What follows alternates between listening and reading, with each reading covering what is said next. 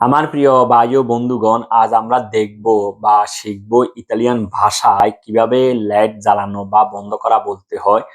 আর সেটা হচ্ছে লাইট জ্বালানোর ক্ষেত্রে আমরা বলবো accendere la luce e spegnere la luce, accendere la luce e spegnere la luce। প্রিয় বন্ধুগণ, এখানে আরেকটি কথা না বললে নয়, সেটা হচ্ছে আপনারা এই শব্দ দুইটি অর্থাৎ স্পেনিয়েরে এবং আসেন্দেরে এই শব্দ দুটি আপনারা ইচ্ছে করলে ইলেকট্রনিক ডিভাইস যেমন মোবাইল, ল্যাপটপ, টিভি, রেডিও অথবা গাড়ির ক্ষেত্রে ব্যবহার করতে পারবেন।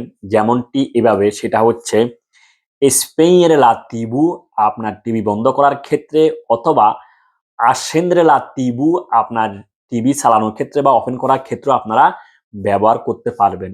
ইতালি তথা এ ধরনের আরো আপডেট ভিডিও পেতে আশা করি আপনারা আমার পেজকে ফলো দিয়ে আমার সাথেই থাকবেন। সবাইকে ধন্যবাদ।